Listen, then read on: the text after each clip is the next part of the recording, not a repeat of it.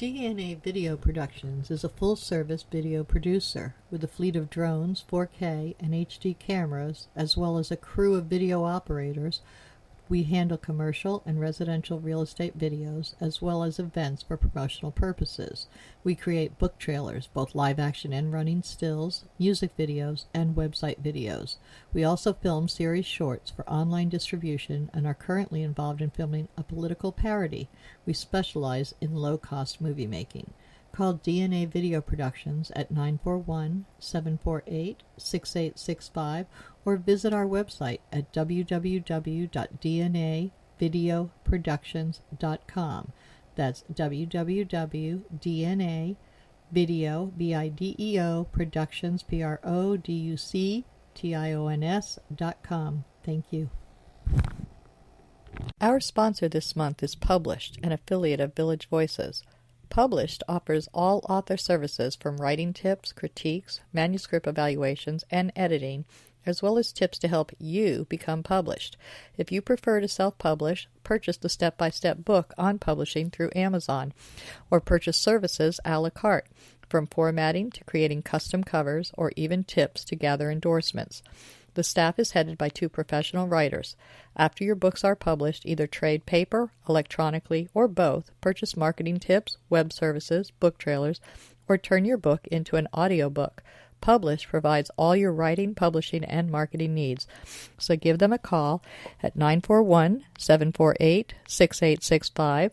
Contact them online at dgould497@aol.com, or go to the website at www.publishedavillagevoices.webs.com.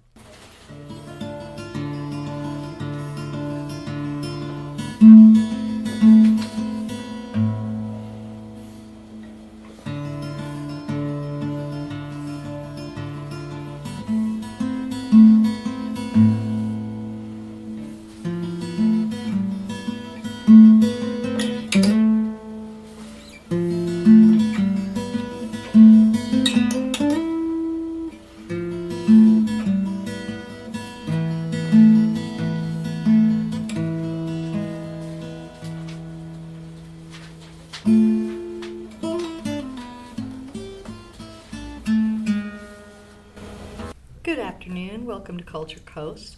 The intro you just heard was by Al Musitano, and today we're interviewing film producer Tony Lenzo. Hi, Tony. How are you? I'm good. How are you? I'm great. All right. Now, you are a film producer. Now, you're not from this local area, but now you are. You have moved here. Yes. I grew up in outside of Chicago and went to New College in the 90s, majored in philosophy and physics, and then got tired of going to too many conferences where people were talking about philosophy that had nothing to do with the real life and was too high in the clouds, academia. So I went to film. I thought, I'm watching a lot of films, I'm watching a lot of TV. Now, this came from what kind of, you're a philosophy background, and somehow that, in your vision, turned into film? Yeah, I really feel like in many ways there are a number of films and television shows that really can touch on philosophical concepts and ideas in a way that is more accessible to a wider audience. And so that was my idea. Great idea. Very interesting way to twist a philosophy degree into real life. Yeah. That's really cool. Now, what is your experience in film at this point? You've graduated New College and you've got a philosophy degree.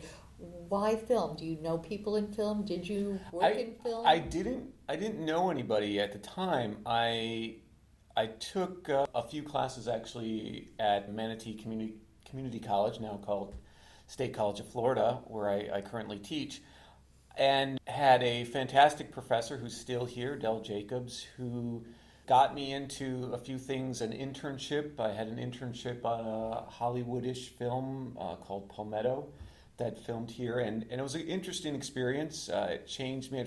I really felt it was a good experience in some ways. It was not so good in others, but I felt like I really wanted to be a part of an industry, not necessarily that industry in particular, but that there's got to be a way to make films that would be that would touch an audience, that would work for a specific, maybe an art house audience, maybe something like that I could relate to. So I told you I'm from the Chicago area, so I decided to go back to Chicago because there was more work and more right. things. At that time, we were kind of a sleepy little town and didn't have much industry in film. Right. And my family's from there, so it was kind of a compromise between LA and New York, and I knew I didn't really want to do that scene. So you didn't want to be Steven Spielberg? No, actually I didn't. Yeah. I did want to. Hal Hartley was a big influence, I'm a big fan of his. He does his the work. type stuff. And that was the time where films started to be made for low budgets, for very low budget. It was the beginning of the mini DV sort of revolution, where for the first time, really ever, people were able to buy camcorders that had the quality equivalent of television, of broadcast television, and then people were making legitimate films on video. Now it's every day. I mean, the industry is making films on video, but digital has revolutionized the industry. Right. Then it was really something that was cutting edge. I mean, bleeding edge, really.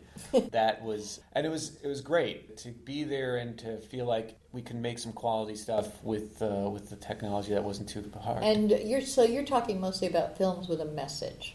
Yeah, I guess so. Rather than just entertainment. Yeah, I mean that's the kind of films that I like to watch and TV shows, and so that's the kind of films I like to make. It's not necessarily with a message that kind of hits you over the head and say, "Hey, look at me," but films that are maybe more subtle and still entertaining, but sneak in a message kind of from behind. What are your top 3 films that you like? Am I putting you on the spot? Yeah, a little bit.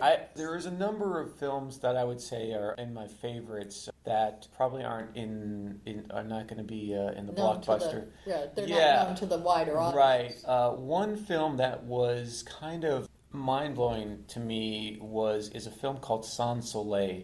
It's a film by a French filmmaker named Chris Marker, and it's called an essay film. It takes real footage, of actuality footage from Japan and Guinea-Bissau, mainly, with a little bit of footage from Iceland, and it has a voiceover, a woman's voiceover, that is supposedly reading letters from someone, a camera operator, who we later learn in the credits is named Sandor Krasner, which is a pseudonym or a loosely veiled pseudonym for Chris Marker. And the voiceover and the images go so well together. The voiceover is really poetic. It's one of those things where you really have to, the first time you watch it, it's really hard to understand what the point is sometimes. It's not a narrative, it's not story, it has a theme, but it's very profound. It talks a lot about technology and people and humanity, and it's in society, it's very interesting, and the way he displays the film and was something I'd never seen before. So that's your top pick, right? That's probably my top pick. I also like I used to say what was my favorite film until seeing Sans Soleil's, a film that has, for me at least, it feels like a cheesy premise, which is essentially an angel wants to become human. And that film is called Wings of Desire. Wings of Desire. It's by Wim Wenders, a German director. Do you find that the foreign directors tend to be more of these artsy type film directors versus American directors who all want to be the next blockbuster? Well, I think that in Europe, art and films with more obscure messages, more obscure themes, have more support, are supported financially and by much viewers. Better. Well, yes, by viewers, but there is also the governments there and fund the arts much better than the U.S. does. And so you get works that aren't necessarily commercially viable, but are culturally important.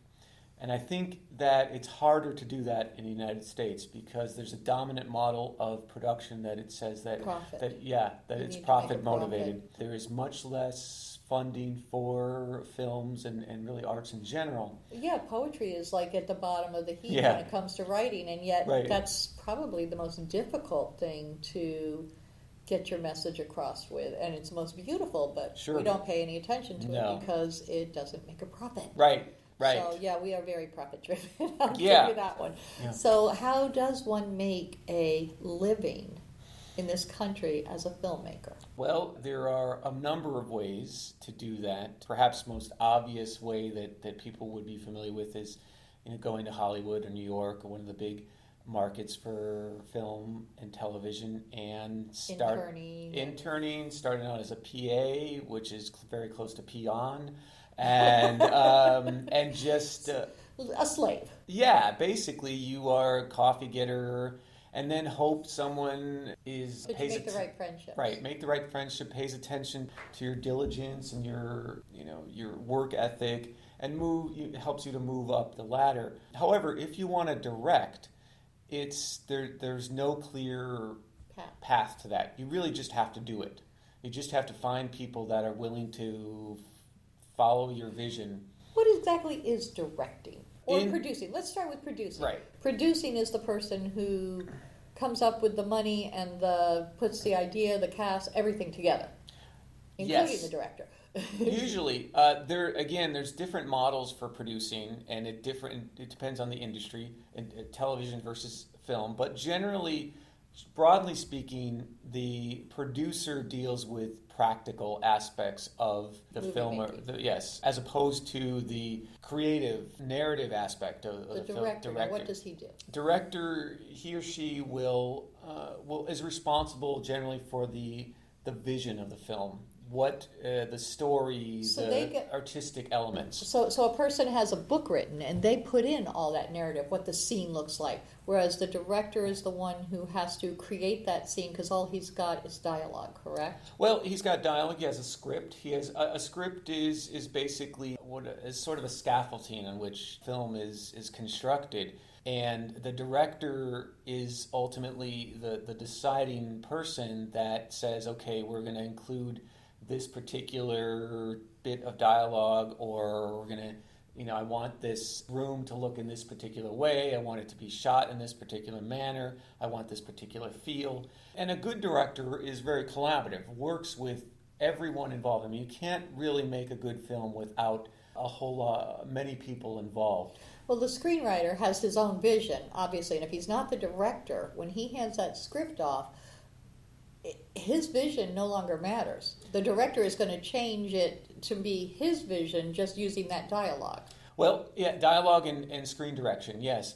That is, I would say, I like to look at things sort of from a Hollywood versus sort of independent, lower budget model. The Hollywood model certainly is that the director is responsible for everything and doesn't consult with the scriptwriter. And that varies to a certain extent. Technically, the studio owns the script and they don't have to consult with the screenwriter in any case, usually, to produce the film. In the worst case scenario, screenwriters are not even allowed on set, and now they cause problems because they have a particular vision and that's not their job anymore. On the other hand, I think a lot of times with lower budget films and independent films, oftentimes the screenwriter and director are the same person or persons.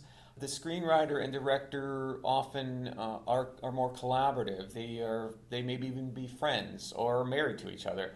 It's a different feel. Dynamic. Yeah, different dynamic, right. Completely different. Mm-hmm. Yeah, so that way the screenwriter actually gets heard.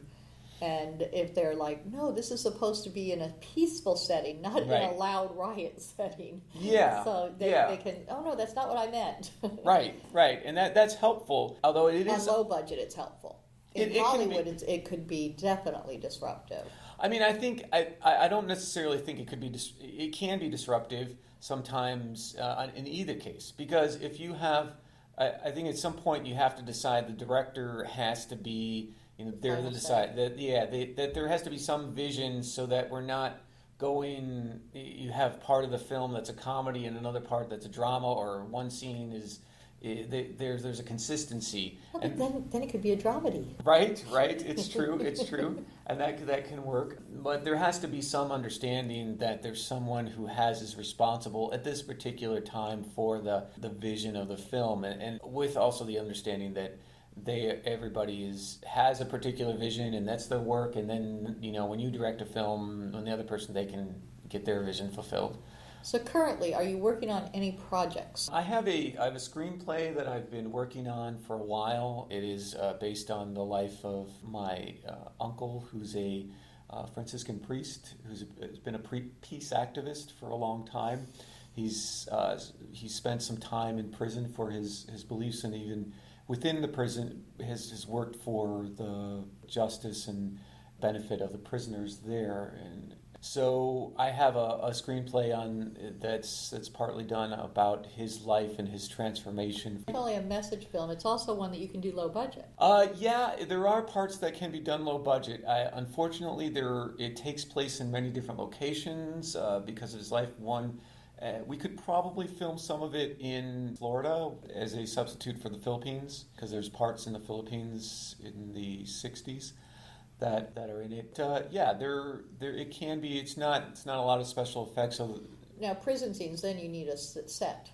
Yeah, we could probably film it very minimally in a dark kind of noir style, in which that's the vision I have for it. It's very little of the film actually takes place in prison. It's more of how he got to prison and why he's there. It's in some ways it's what they say not to do. It's a flashback, but peace activists have always been the thorn in government's side. Yeah, and they do get punished for it. It's true. Not always, but generally. Yeah. I mean, everybody from Nelson Mandela to all of our protesters here in the 70s, even dying in some cases, like in Penn State. Right. When it comes to making a living, since you're doing the screenwriting, so you took up teaching. Teaching, film writing. What else do you do for? I want to say one thing about teaching. Teaching is not just a kind of fallback for me. It is. I'm very much. I don't. You want think, to share your? I don't think I could do this without also teaching. It's a passion of mine. I really feel it's important to pass on the knowledge, but not only that, to just develop people and help.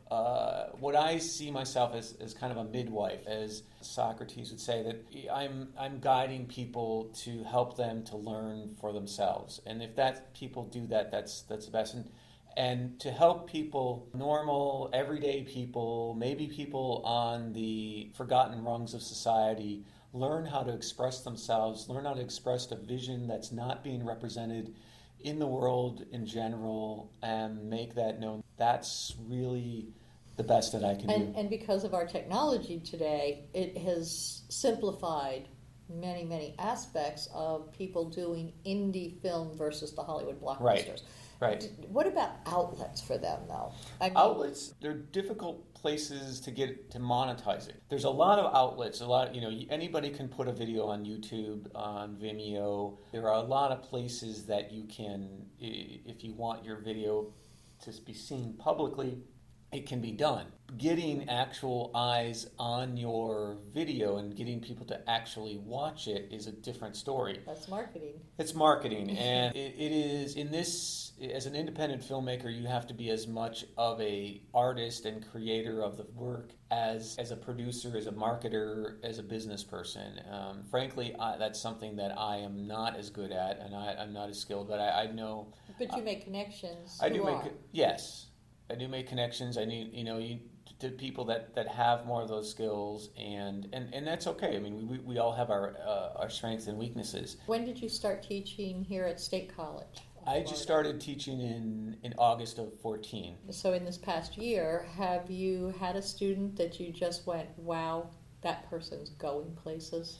That's a good question. I think I've had a few students like that. Yeah, that they're seeing the potential And that you they can see the focus that they're there. Yeah, and yeah. nowhere else. That's where they're going. Right, and that's really nice to see. That's really actually in terms of teaching, the surprises I get are very interesting. Oftentimes, I will have experiences where I think a class isn't paying attention to what we're doing or what we're saying, and someone will come up to me after the class is over or something and say, I really see films differently now, and thank you. And so you never really know what is effective and what's not. So it's very interesting. It really depends on the student too. It does. It's both. You've got the teacher and the student, and it all has to blend together. Yeah.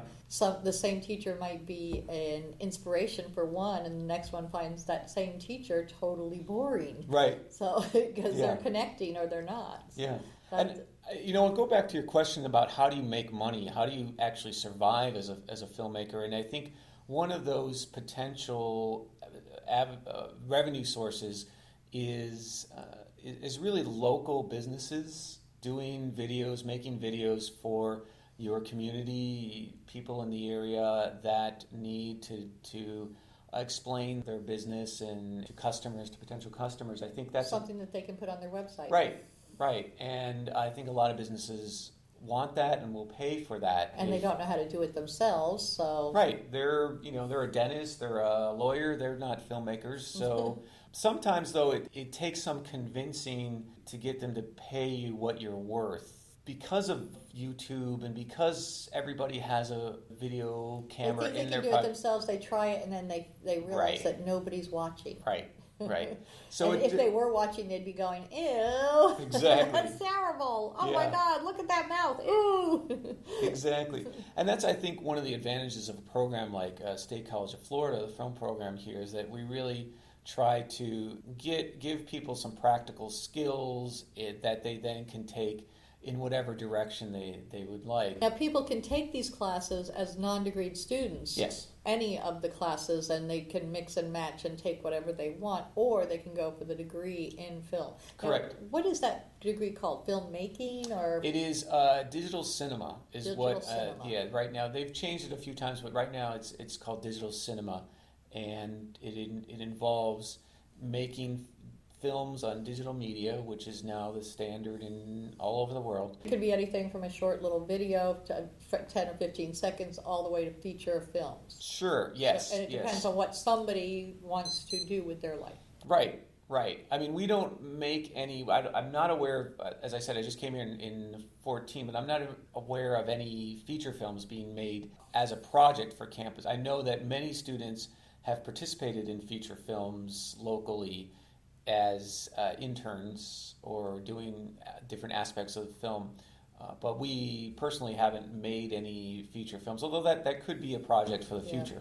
Well, I know the area is very vibrant now. When I mentioned Sarasota back when you left college, it was dead, but I want to attribute that to one of our past interviews, and that would be Jeannie Kokorin. I think she turned this whole area around. That plus having New College and State College having a program, and USF having a program, and Ringling College. I mean, we've got so many schools teaching this stuff in this area, and then the area itself has so many artists, and we've got the Sarasota Film Festival now, and it's an incredible turnaround from 20 years ago. It is. It's funny, when I first started at New College, there was FSU Master's Filmmaking Program that was based here.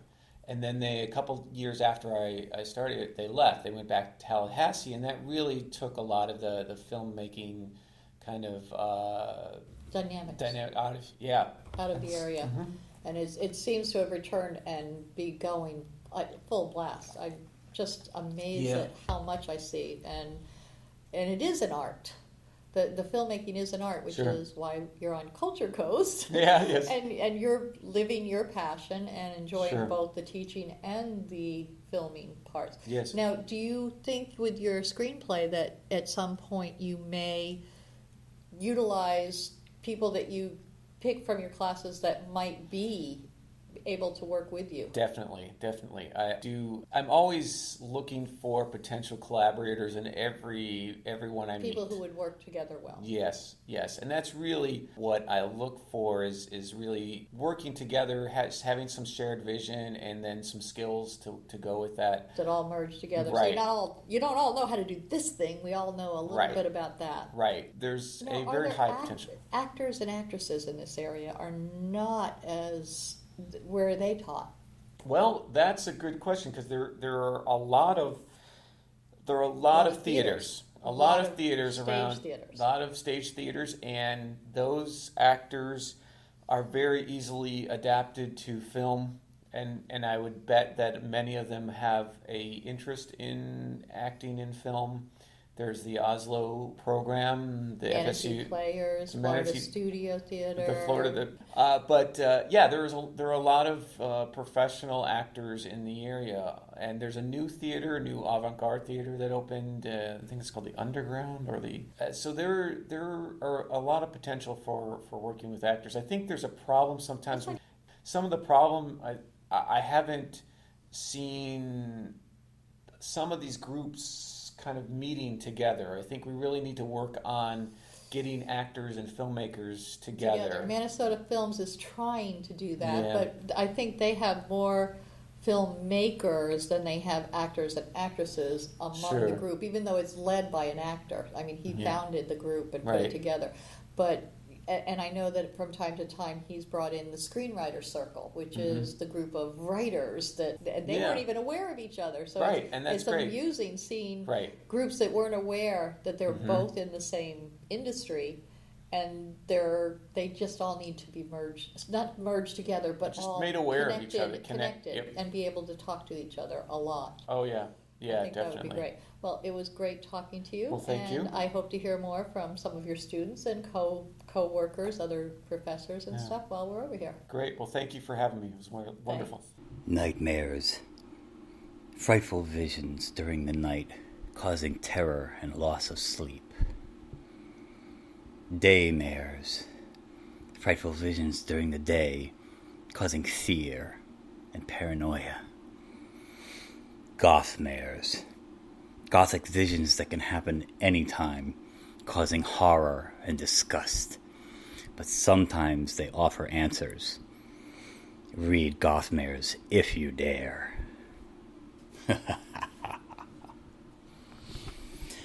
Gothmares, a young adult novel by Al Musitano, available on Amazon and fine bookstores everywhere. Village of the Arts, the largest artist colony in the state of Florida, located on 42 acres, includes artists, homes, galleries, gardens, and restaurants featuring handcrafted gifts, fine art sculptures, painting, photography, enviro art, healing arts, books, mystics, and musical variety. A few of the galleries are unique in their offerings. Village Voices specializes in books and art created exclusively by Florida residents. The Dancing Crane Gallery offers fine art, custom jewelry, and unique, innovative art. The Village Mystic offers all things metaphysical: meditation, massage, mediums, aromatherapy, psychics, shamans, Reiki healing, and the gem mine, where you can mine for your own personal treasure. Yoga Arts offers classes or one-on-one coaching. Musicians and bands can be found throughout the area. Many of the artists and musicians offer classes. Restaurants and bakeries provide respite for the weary and magic for the foodies. Visit during the first Friday Art Walk and stroll through the shops and galleries enjoying free appetizers, wine, music, and demonstrations. For hours and information, please visit the website at www.villageofthearts.com.